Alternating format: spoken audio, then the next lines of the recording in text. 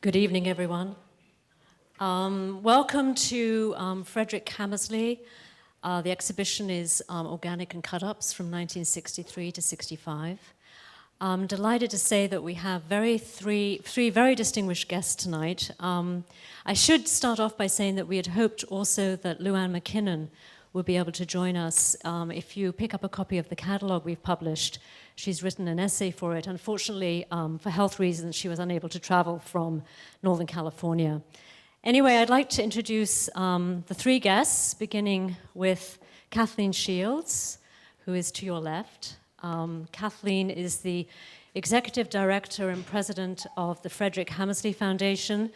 She had known Frederick since the mid-'80s when she was studying at the University of New Mexico. She is also, as well as being the Executive Director since 2009 of the Foundation, she is also the administrator of the Lightning Field for the Dia Arts Foundation. She has also run 2 art spaces in New Mexico, and she is also a curator and writer. So first of all, thank you, Kathleen, for traveling here from Albuquerque.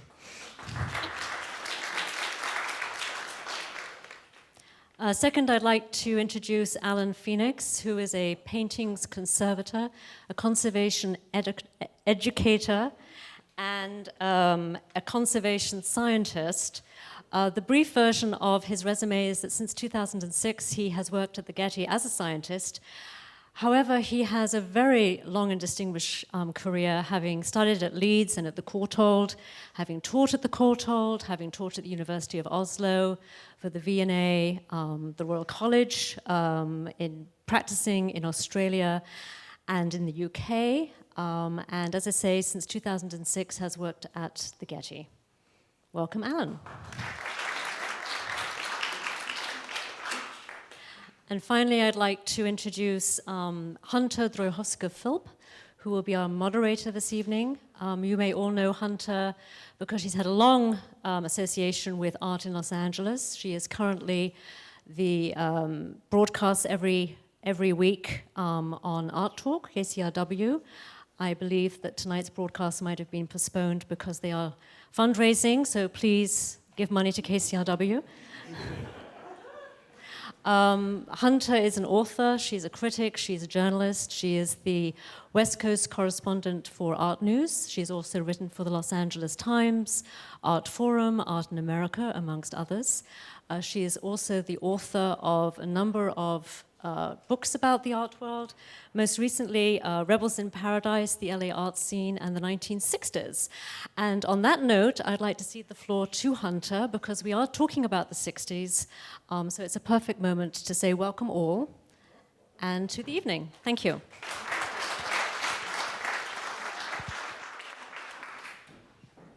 Hello, everybody. So we're setting the scene for these pictures over here, which are called Cutups, and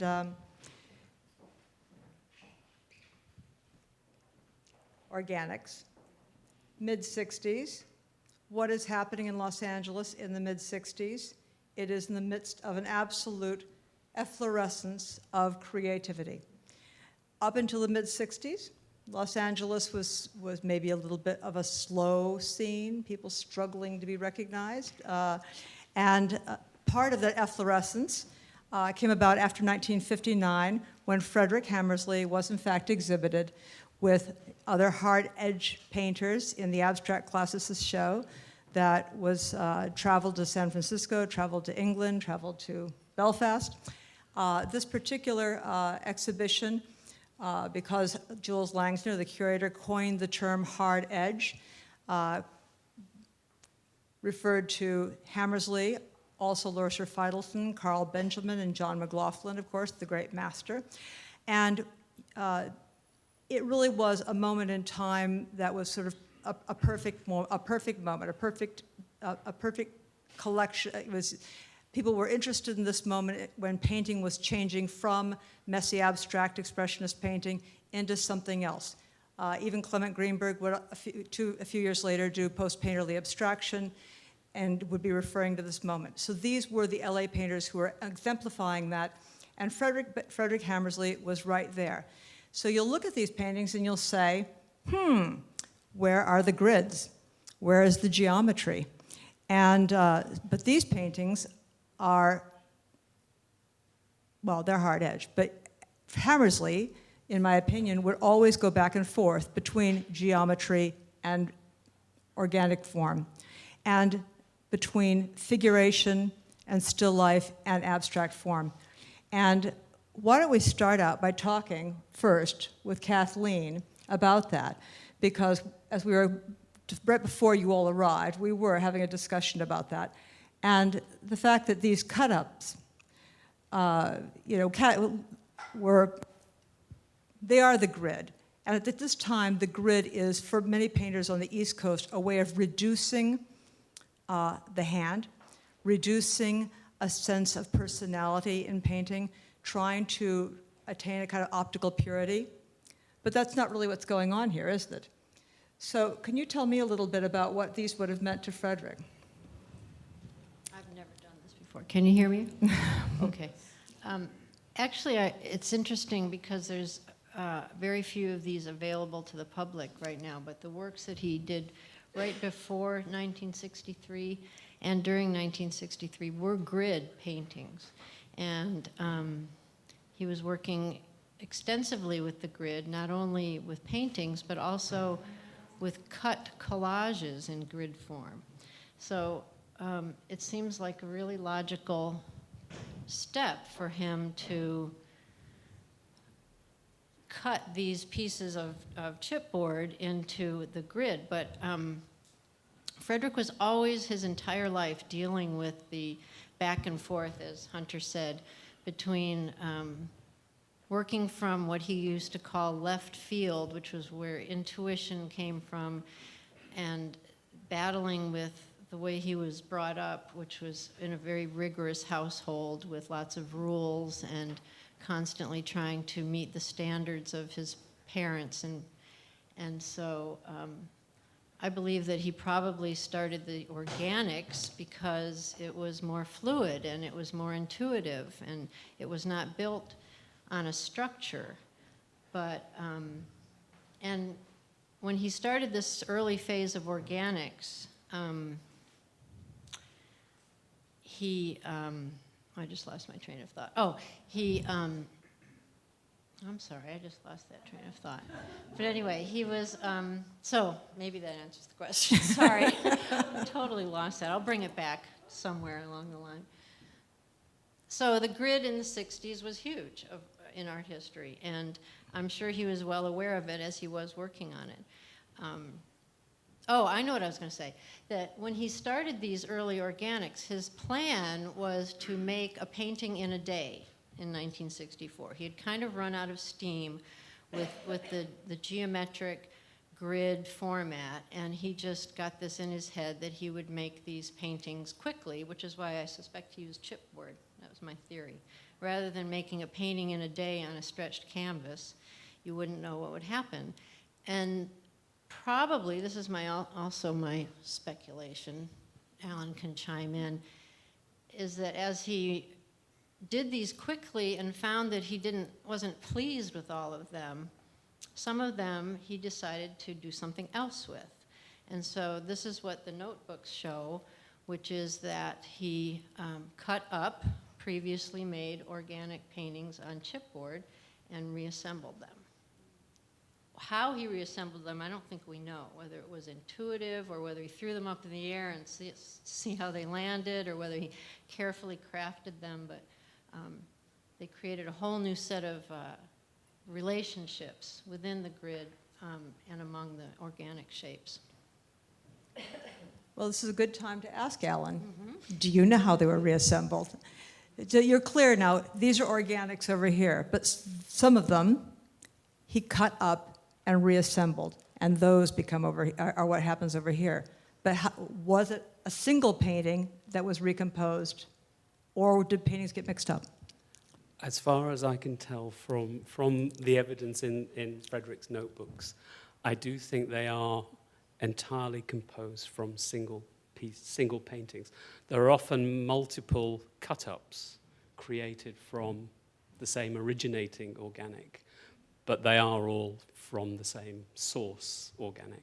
I think, just to go back to Kathleen's point, that in my sort of encounters with Frederick's work, the cut-ups have been the most enigmatic artistically, the most difficult to kind of comprehend in his work, and what sort of intellectual artistic exercise he's exploring in their creation. And I think I'm beginning to understand a little bit more now about, and having seen them, because I've only encountered the cut-ups through little thumbnail sketches without any colour.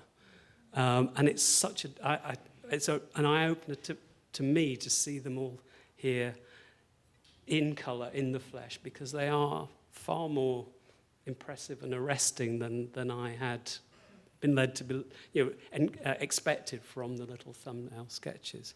But I think this idea of the sort of left brain, right brain, or the sort of intuitive versus logic dimension of Frederick, for me, I think I get the impression that that's what he's exploring. He's using the organics, which are the sort of intuitive creation, but he's then cutting them up, and they're then being rearranged and sorted and recomposed in a very analytical way that is more characteristic of his geometric mode of working. And I sense that these have that kind of interpretative role between his two modes of operation, the intuitive and the organic and the geometric. That's how I see them. So I sense that they are consciously composed, that he would have been playing around with the little squares, consciously trying to reconstruct new compositions from the fragments of the organics. I mean, just on a practical, technical point of view, the thing that also amazes me seeing them in the flesh is typical for Frederick. I still don't know how he cut them so perfectly.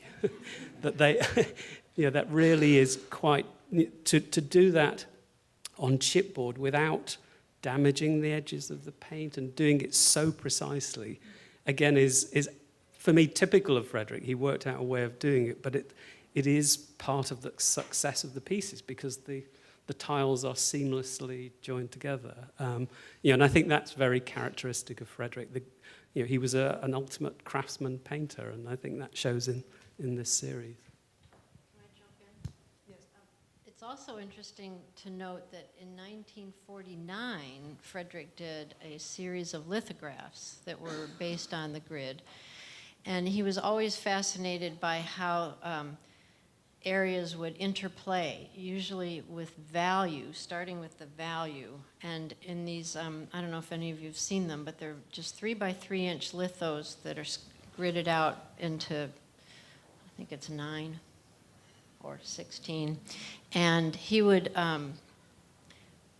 wasn't using the grid for art historical reasons. It was just like a scaffolding on which he could hang this experiment that he wanted to do, where he would take the lithograph and draw this grid and then print it, and then he could go back and change that drawing by adding lines within each square to see how they would interact in terms of the density of the line would create a certain value. And then he would print this grid often on images, paper from magazines and things, so that in a sense I see those as precursors to these, where you have a grid overlaid in a sense on this organic background. And I think in these too, each little square is its own actor. He often talked about portions of his paintings as actors interacting with other actors, and I find it fascinating that he created an entirely new play when he cut this up and made a whole nother set. So, and then one other thing, get me started, I can't stop talking about Frederick, and then in 1950, what these also remind me of is when he did the first hunch painting, which is now with the Getty. He always gridded out the canvas to create a portrait. Any of you have ever done a portrait or anything, you sometimes grid it out and then you transfer the drawing or the image by square so that you can kind of get it as accurate as possible. Well, the first hunch painting, he was gridding out 16 squares vertically to do a portrait, and maybe it was a self-portrait, I'm not sure. But instead of drawing the shape of the face or whatever, he just stopped and looked at it and wanted to make one of those squares blue.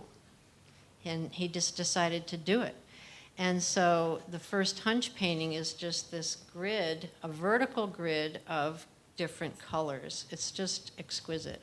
And so to me, these are like portraits that he kind of gridded out, and some of them actually have people's names. We don't know who they are, but I can't help but think that then in 1950 he did a similar thing.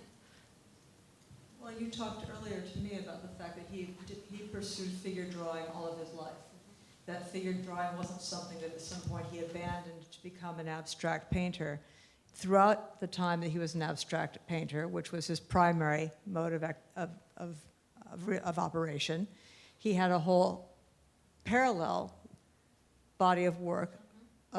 Talk about that a little bit, because I think that certainly contributes to the way the organics evolve. Mm-hmm. Yeah. Yeah, Hunter's right. From the late 30s through the 90s, he always drew from the figure. And sometimes he always went to classes or he hired models. And some were just quick sketches, some were very elaborately rendered figures. And I was telling Hunter before we started that it was so interesting to look through all of these drawings in a chronological path, that in the 60s there was a it was sort of went from academic, very academic drawings to starting to do these bold sort of shapes that where he'd pull out the primary edge of the of the shoulder or the leg, and they became progressively more abstract. And I often think of him, the way he drew the edge of the shape that he saw. He always saw the background as well as the foreground. And to me, that seems really tied in with these organics, the way he would just completely abstractly, from his intuition, create these shapes on a surface.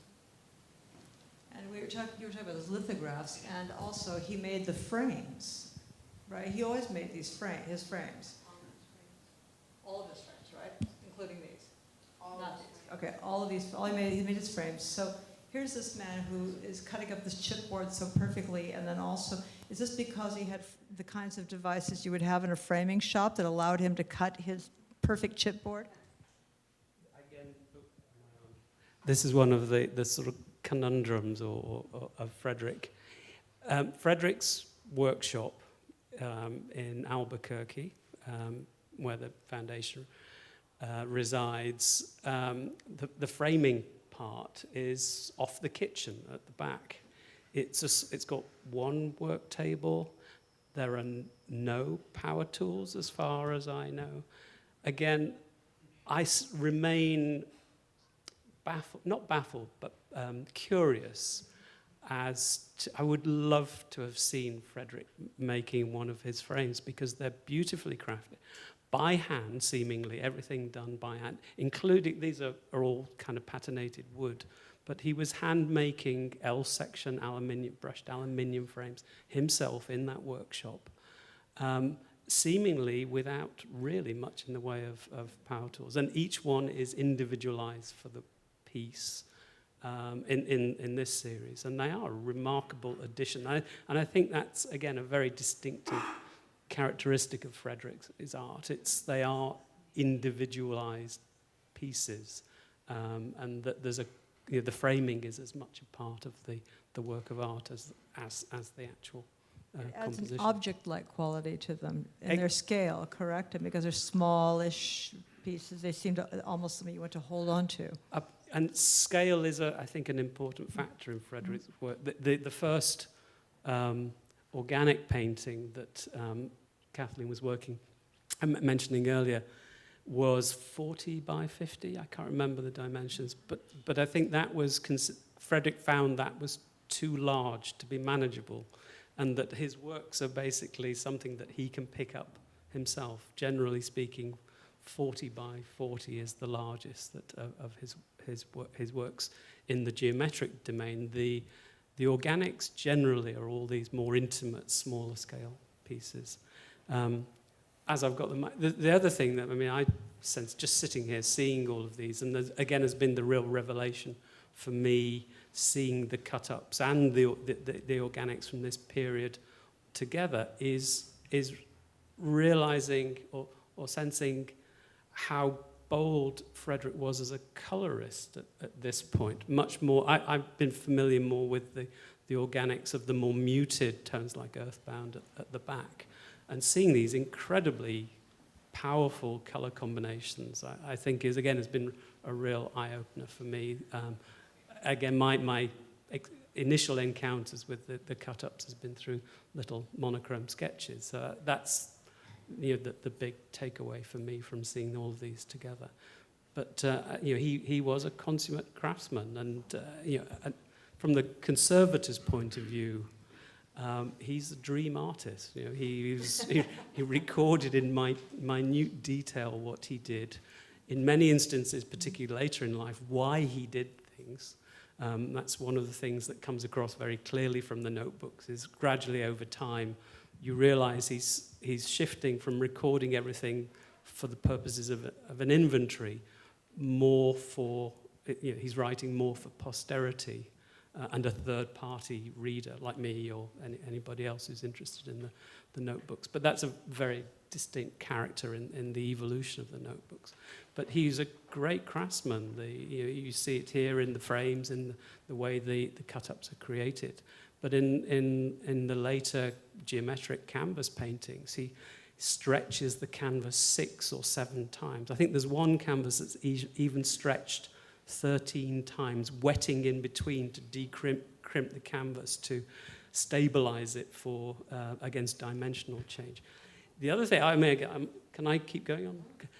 The thing that's, again, I'm a Brit, as you can tell, and it's a bit, I'm from a damp climate, so I'm used to paintings sort of responding to moist conditions. Frederick painted for the dry southwest. It's kind of quite interesting in looking at his technical practice in its larger sense. He really is painting works of art, objects that are going to be stable here in the relatively dry climate of whether it's here in Southern California or in New Mexico. His canvases are very lightly sized, if at all. He's got a ground that's not going to react to humidity. He's doing everything he can to override the sort of humidity response. He's just from, I'd love to, again, I wish I'd had the opportunity to talk to him, how he acquired or accumulated the sort of technical knowledge, because it's very sound, very well informed from a technical point of view. They are very well crafted paintings, and I find that one of the sort of wonderful things in his work is just his care through the whole process, whether it's the creative care or the constructive care. I think is a charming feature of his practice. Painting for the ages. He wanted to paint, like we were talking earlier about how artists think about their legacy, and he knew he even though he was in Albuquerque, he knew he would have a legacy, and he was aware, I think, of that, especially, or that he'd have a better chance if he documented it. I wanted to ask you, I heard that this is one of the first times the cut-ups have been shown like this together. Is there a reason why the cut-ups weren't shown prior to this that you know of? They were shown right after they were first made at the Santa Barbara Museum of Art in 1965, and as far as I know, that's the last time they were shown until now. I don't know why. I mean, I think he was happy with them, but I think they were kind of a funny little in-between group of works, clearly between the organics and the geometrics, and they might not have been. I read in his oral history that after the '65 show at Santa Barbara, he said some people just didn't like them. They were odd, and they weren't just the cut-ups in that show, they were the early organics. And as Alan pointed out, the palette can be very strange, still successful, but strange, and maybe at that time in particular, they just weren't really appealing to some people, and maybe he put them away, I don't know, but there were only 16 of the cut-ups, and there are 8 here. So that they lasted that long. and I think there are a lot of early organics out in the world, though. They keep kind of showing up, and he gave them away as gifts a lot, and but there were only 16 ever of these, so yeah, I don't know. Now, it's 1963, 1965 in that era. He taught in Los Angeles for something like 20 years. He taught at virtually all the art schools here at one point or another. And he decides to go to University of New Mexico for a teaching position. Does he go there because it's a full-time position? I'm not sure it was because it was a full-time position, but he was kind of in a bit of a dry spell with his painting, and his friend Bob Ellis, who was there at the time and just recently passed away, said, well, come on over here.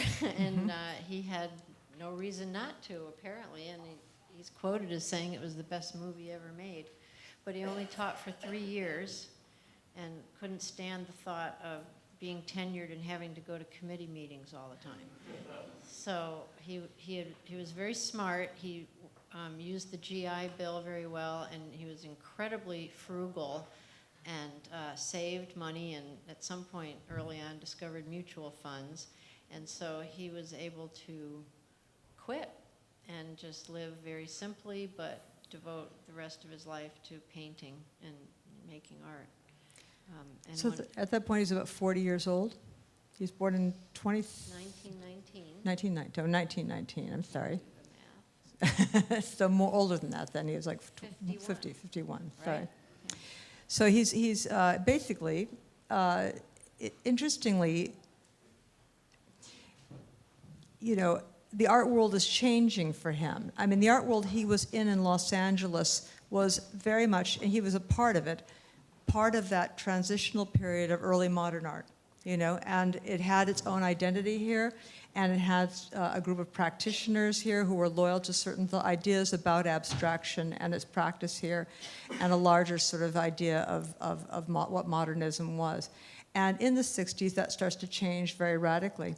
And do you think he felt maybe this was confusing to him, that he felt he would maybe lose his sense of who he was if he didn't go away and redevelop his own sensibility in a place like New Mexico where he'd be away from this ferment?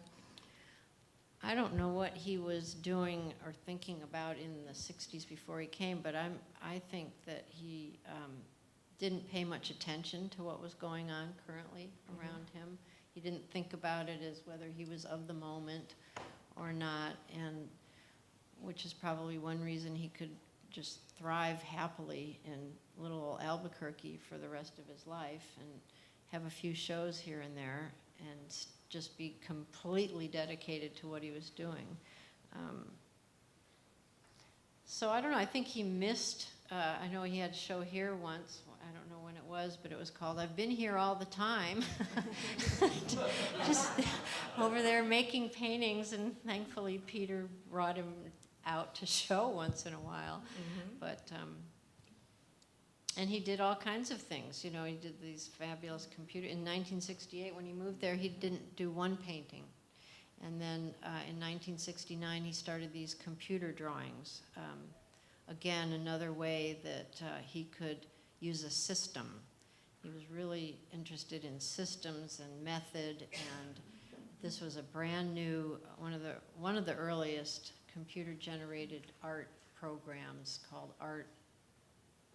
Can't think of the name of it, but somebody had brought a program that they had written for artists to use, and so they took a class at the University of New Mexico and made these really early computer drawings. Some of them are hanging in the office back there.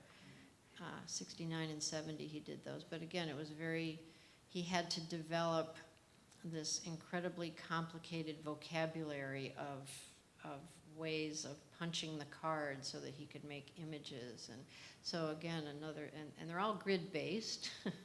So again,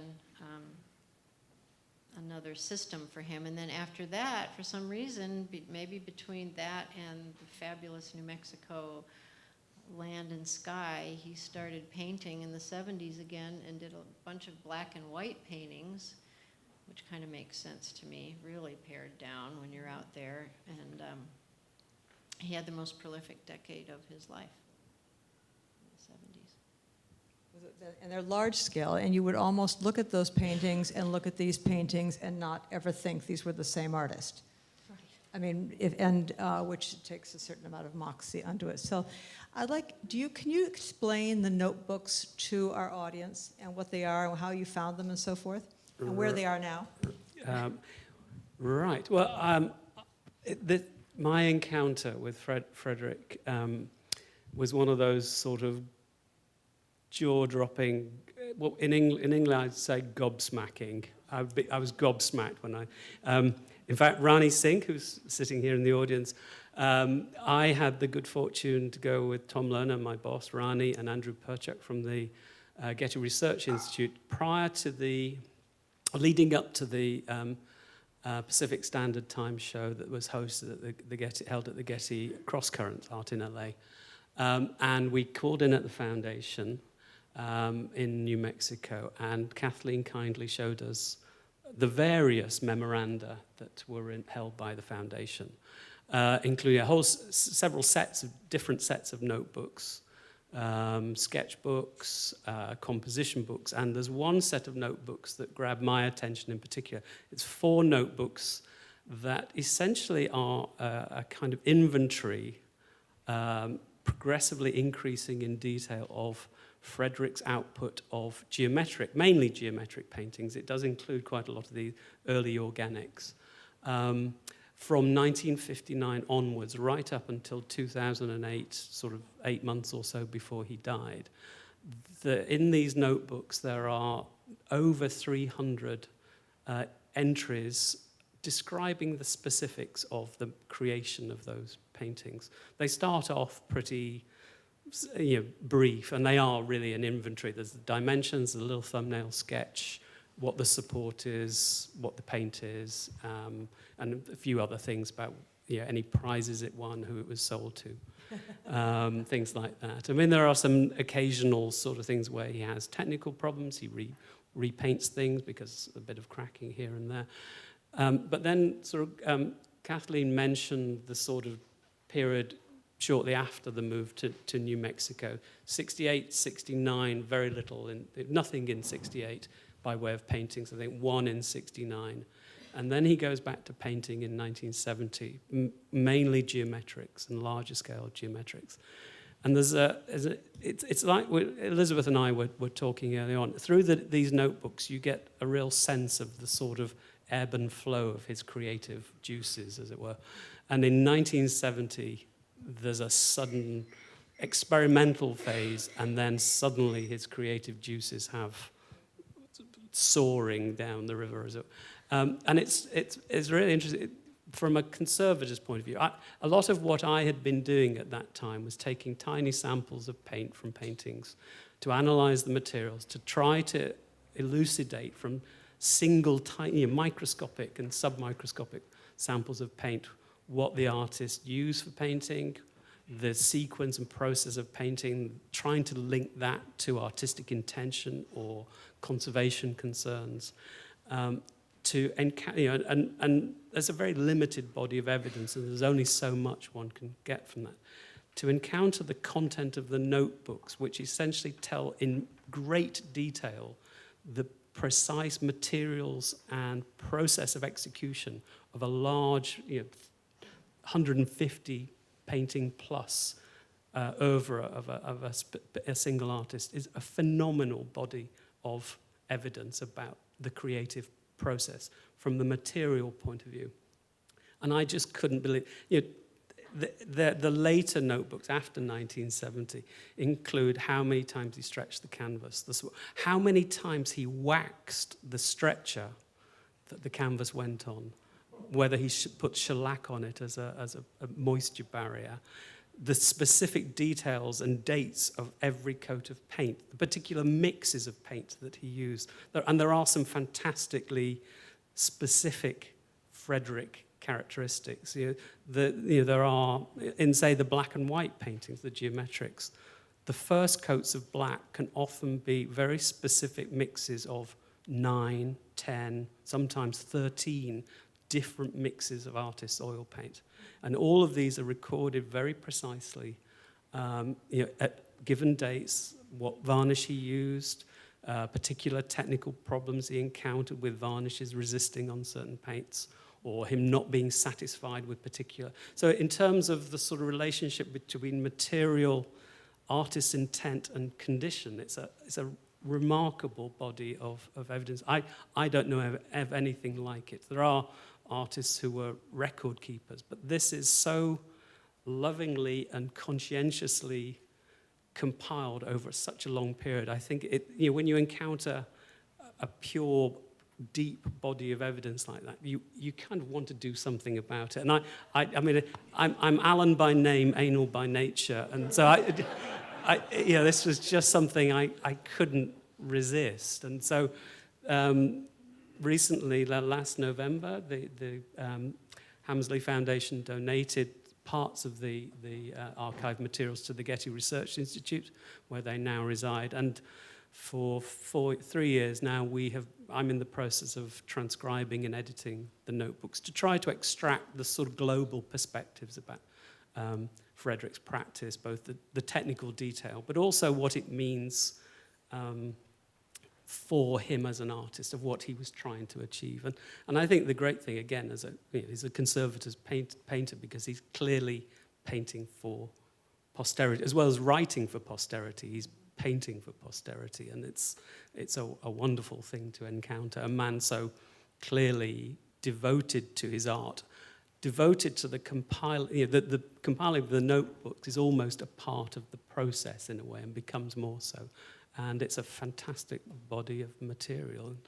I could get into, there are all kinds of scientific things that can come out of it in unexpected ways, of knowing in detail about the materials and techniques used for an artist, a large part of an artist's oeuvre, in the longer term could have enormous impact on our understanding about how materials behave, paintings as structures behave, how they respond to their environment, and so on. It's a remarkable body of evidence, but also, I think, wonderfully conveys Frederick as a human, as a person, and how he regarded his art. There's a sort of devotion is the word that we kind of use. He was devoted to his individual pieces and to his art and the process of making his art. That's a nice word. We've talked about the organic pieces being so intuitive, and that, therefore, were there preliminary sketches that were then filled in, or if he was as methodical as this, how did these organic works come about?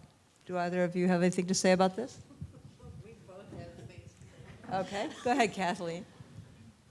The organics were drawn on the panel or the chipboard with charcoal.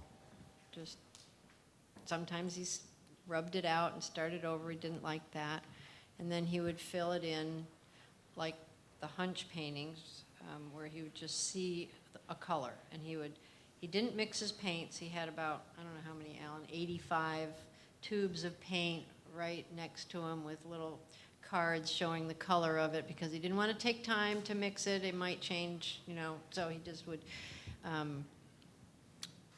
use the brush for the organic paintings. He didn't use a palette knife with the organics the way he did with the geometrics. And so they were very hunchy in that he would just see the color, put it down, and after he had the drawing. The geometrics, though, were done very differently. And in the notebooks, he started with a series of little postage stamp size color drawings, first line drawing of the composition, and then he would fill in color, and he'd have tons of variations of it, and then he would check one or the ones that he was interested in, and he would take them to the next level where it would be a slightly larger sketch. And at some point he actually painted in those little sketches with oil paint so that he would know exactly what he was going to do with the painting. And again, there were variations of color, composition, sometimes very subtle changes. You know, one just wasn't right, so the next one is a little variation. He would check the one he wanted to paint, and then he would just execute it on the canvas. So in a sense, the work was in the sketchbooks to me, and the paintings, as beautiful as they are more just final. You're going to say something, go for it. Entirely. The sketchbooks are really interesting for the geometrics because you can see the compositional devices that he's exploring. Some of them are, they're all kind of just line drawings in pencil, that then some of them select, when he finds a particular geometric composition that he likes, he'll start then to add color. But you can really just see the evolution of the compositional devices. Often it's combinations of orthogonals and diagonals. And I think there's a huge trove there of material for art history curate, just on looking at the compositional exercises he was executing. And then as Kathleen says, there are various stages of evolution or testing of those compositions before the final geometric paintings, which then are very clearly worked out before they go on the canvas. So at that point, it's really just a matter of rendering of the preliminary sketch. But the geometrics are not done with tape, that's the kind of key point there. They're all freehand. I mean, beautifully precise. But it was, I think, an element of pride for Frederick that all those hard edges were defined by sureness of hand, and it is quite remarkable. No tape. No tape. We're getting into close to an hour now, and I'm wondering if our audience have any questions about there's a question right there. The gentleman first, and then Yossi. Just one question. This is 63 to 65. Beautiful. Can you give us an idea what 61 and 62 were like, and 66 and 67? I mean, where did he lead into this and then get out? Kathleen. 61 and 62 would have been right after that 59 show where they were doing where he did these fairly elaborate circles, different shapes. This was the hunch period where he would look at the canvas and just see the shape and paint it, and then add a few every day, sometimes a lot, sometimes only one shape a day.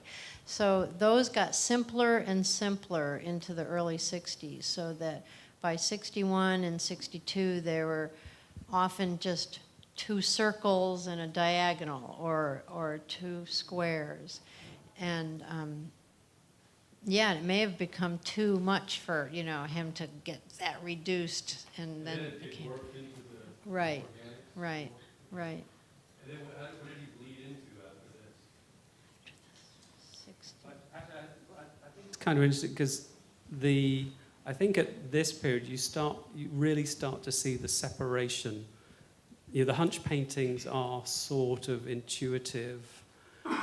And here with the 62, 63, you see the complete separation into the 2 modes of creativity. There's the organics that are the sort of lineage from the hunch paintings. They're intuitively composed, and a separation into the geometrics. That's the period at which they separate. And in 65, 66, you see much more of a sort of emphasis on the geometrics, lots of curvilinear shapes, but then more angular geometric shapes that carry on through into 1966, 60, and 67, but tapering off. He's beginning to sort of run out of steam, I think, a little bit in 66.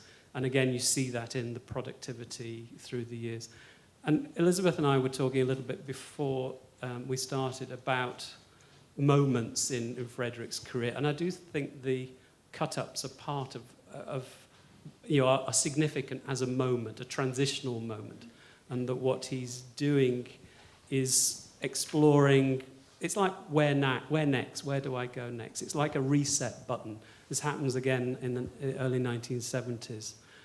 It's as if he's trying to work out where he goes from here. And actually, it's 67, 68, he really tapers off and moves away from painting altogether to restart in the 70s. And I do think these are quite important as transitional moments in his career. But it's also important to know that in the early 80s, he returned to the organics. He started doing a lot of organics, very small, but also did the big geometrics too. So, on that, his ability to switch between modes is remarkable. So actually, after he's done the late organics, or the later, he suddenly goes back to painting geometrics again, and picks up paintings that he primed and done the drawing on several years earlier, and it's like he carries on again. It's as he just he gets back in the groove and carries on. It's quite remarkable his ability to just flick a switch and progress. Well, when he does that work in the 70s, he's very much in keeping with a kind of painting that is happening at that moment in time.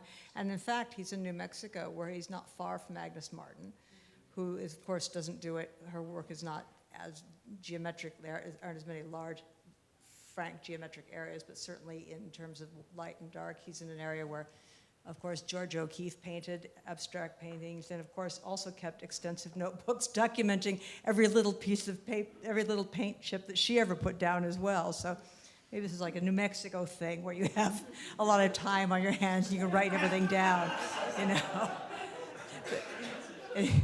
anyway, Yossi had a question. Okay, this is because I don't know very much about art, but being asked some asking silly questions. Could the chipboard have been pre-cut? Because they look like pre-cut boards that you can order. And the other thing is that you said that some of them had names on them, and that he was cutting up magazines beforehand. So could these have actually originated rather like in his notebooks previously, that the idea continued? Because you just said he went back to a previous set of paintings and then he continued it on later. So was he always going back to old ideas that he then started playing with and rearranging? Yes and no. I think that's right. Yes and it's like yes and no. I think the cut-ups that you see were whole single pieces originally. The compositions from which But they. were they whole original pieces that he had already played with from a magazine color thing that he was already experimenting with beforehand? Because I think Elizabeth said that he was already playing with magazines where he was cutting things up. that was when he was printing lithographs on magazine paper In the 50s. in, 49 and 50. Okay, so But- I'm just but wondering these whether were- these originated from there, where he continued playing with the idea. I don't think he was using magazines with these, but I think the idea of a grid overlaying or structuring an organic image kind of is the same. Okay, and the chipboard being pre-cut? No, because he wrote in the notebooks, Yeah. cut up Cut up. and and mounted. Yeah, and in fact, yes, cut up and mounted, the time. And there's one later one, again, from that interesting sort of transitional moment in the early 70s, where he makes one later one, and he's much more specific about how he went about doing it. In that later one, he explains, it's cut up. He even mentions the adhesive that he used to mount it onto. So it clearly is. These were whole objects that have been subdivided to create the grid, the tile. They weren't. I don't think there's any doubt, or can be much doubt, that that these were whole compositions beforehand. He even mentions that they originated from particular earlier entries in the notebooks that were then superseded. One of my sort of queries is how he went about compiling the notebooks so comprehensively and consistently, and it's clear that there was a multi-stage process of the recording, and that the things that we have, the documents that we have now, are sort of retroactive kind of compilations of that there were earlier instances of record keeping that got superseded in the creation of the notebooks. Gentleman in the back. Can you speak a little bit more about his psychological makeup? And then, we have a tendency to be impressed by craft, but can you speak to the elevation of concept and those distinctions that the craft, sort of gives us an insight to? Well, one thing we were talking about before that was interesting, here's a man who lived alone virtually his entire life. He never married, he never had children. And he lived a hermetic existence in a charming but small house in Albuquerque, at least at this point in his life. We've decided 50-something onward to the end of his life. That was sort of where the walls were painted colors, and his own art was on the walls, and he had a garden. And in a way, if you'd ever been to that house, as the three of us have been, you would just think this work was completely a part of that person. I mean, he and his work were so completely of a piece. You would never have, at least in my brief meetings with him, compared to you. What would you say about that, and his psychological makeup, as it were? It was interesting you asked that, because as we were talking, I was thinking, he never wasted anything. So if there was a painting that wasn't quite working, he was going to find a way to use it. So these are kind of recycled paintings. He recycled everything. He was a Depression era person, and so he kept everything. When we got into the house after he died, and we're looking around, there were just drawers of corks, and and rubber bands and boxes, and he just saved everything just in case he would need it. You know how that generation is. And very, very frugal. And so I think that this note-taking, documenting and recording is just part of his rigorous, methodical way of living that he grew up with, and was, as I mentioned earlier, was kind of battling his whole life. I mean, he had to do it because that's who he was, but he also fought it by always trying to find left field where he wasn't having to think about, is this going to be good enough? Is this going to be right? And so it was huge for him to work intuitively. And there's some portraits, I call them psycho-portraits, because they're just quick pictures done in all kinds of, styles and attitude and use of the pencil or crayon or whatever he's using. And I think he was always, and as Elizabeth pointed out in her foreword, he was always painting or drawing himself. Everything is like a portrait of him, and he struggled a lot with certain things, and some of those portraits came out as kind of angry looking sometimes, and some of them were titled in ways that gave you a sense. So it was he put control a reaction to something? the control. And Yeah, that's what I kind of was trying to say, that he tried to control it and make it really, really good and really right. And yeah, I think it is an attempt at control yeah. and finesse and rigorous conscientiousness. I think those are all the sort of drive, the sort of psychological drive. Because you've read so much and gone through the notebooks, can you just speak to how the craft elevates concept? Yeah. That's a good. I might have to think about that one a little bit. I think. Well, there's a group of California conceptual artists. Yeah. So what does that movement represent? Oh, they're not conceptual art. They aren't conceptual artists. These artists are predate conceptual art by 10, 15 years. I mean, the abstract classicist show is 1959, so that's a good 10 years before people are, I mean, unless you're going back to, Duchamp, so they're not conceptual in that way, but they are craft. I would think. I think we're not talking about.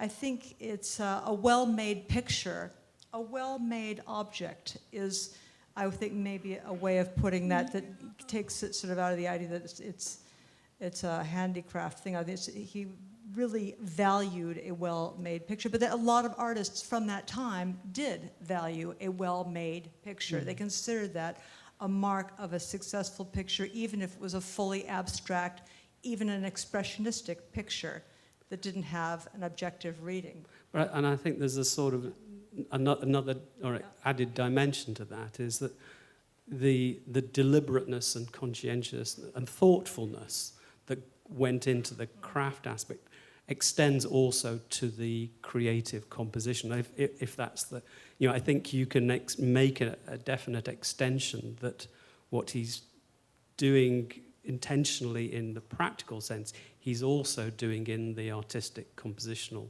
creative sense, that there's the same deliberateness and definite, sort of direction in the creative dimension that parallels the physical. And there's also, what we didn't mention is, okay, comes from Salt Lake City, and because of the Second World War, he goes to Paris, and as an officer, he's invited to go to Picasso's studio, where he goes not once, but 4 times, and then he visits Brancusi's studio 6 times. He meets and just talks with Picasso and Brancusi. But that would have been his first exposure to a European modern art in a very profound and meaningful way, and had a tremendous impact on his life and in his work, because you can't imagine 2 more completely devoted artists in terms of being devoted to what they did with their lives and not being taken off track at any point, especially Brancusi. So just to throw that into the psychological makeup part. There's a question way in the back of somebody, a woman who had her hand up, who's given up. Yeah, go ahead. I'm not given up. I have a question about how this incredible body of work, which is a fantastic documentation that any conservator would kill for in treatment of any painting, would have informed any treatment that you've actually had to carry out yourself, or have you seen any problems? I personally have not had cause to treat a work by Frederick. However, particularly some of the earlier works from the 50s and 60s are finding their way into conservation studios. And I am doing what I can to engage with conservators. And there have been a number of specific instances where material from the notebooks has been, I wouldn't say crucial, but extremely informative for the practicing conservator to understand at the very basic level what the varnish is, what the ground is, issues to do with color change in paints.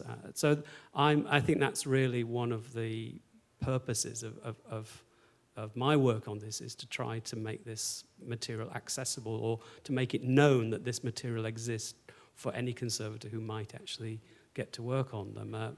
There are obviously people in New Mexico who encounter Frederick's works more frequently than others, and I'm in communication with them on a fairly regular basis. The interesting thing is that Frederick's works are pretty stable. They generally don't have much in the way of conservation problems because they are so well crafted. And their problems then are quite specific to certain things like varnish, for example, which is not anything that Frederick could have influenced, but it's just the intrinsic nature of the materials.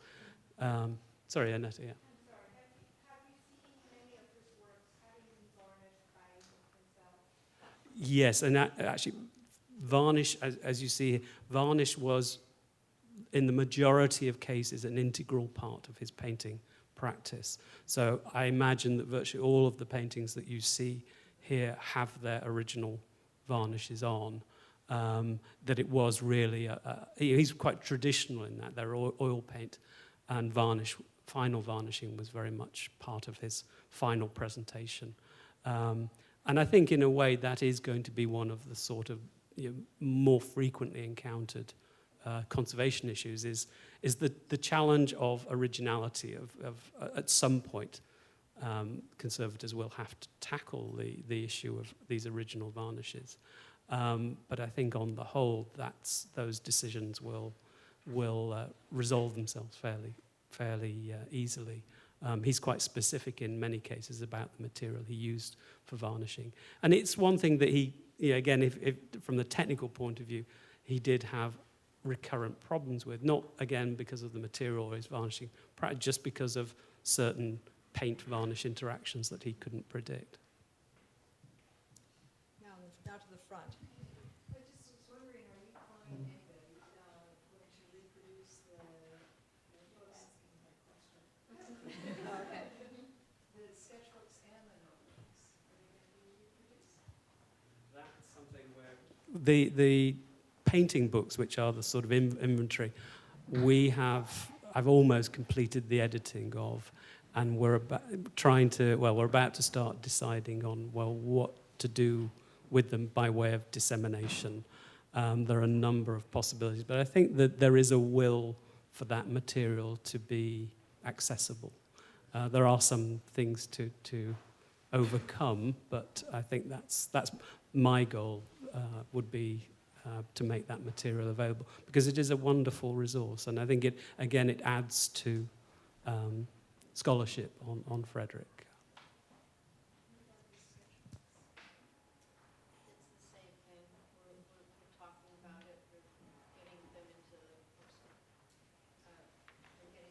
Form that could be used and viewed, but there are issues to consider whether we want to do that or maybe in a... Really exciting to see this process. It is, yeah. Study it. Yeah, they're interesting visually too, as well as information-wise. The one resource that I is outside my area is Frederick's file of titles. You probably sense that they have distinctive titles, and there's again a process by which he creates titles and then assigns titles to specific works. There's the titles file is about 100 sheets of densely packed columns of free association of word concepts. And again, there's a whole PhD thesis in the sort of psychology and linguistics or psycholinguistics of that. There's a huge amount of material or study that can be extracted from all of those, particularly this sort of relationship of the various archive. So did he look at the painting and pick the title from his list? Is that what he did? That's a very complex. We can't wrap that up in this particular session, I don't think. Yeah, I think that's kind of I think that Talk about needs the specific titles study. are a whole thing unto itself. Why don't we wrap this up now? And if you have specific questions, either for Alan or for Kathleen, or indeed for myself, please come up and see us afterward. But thank you all for coming, and I hope you enjoy the show.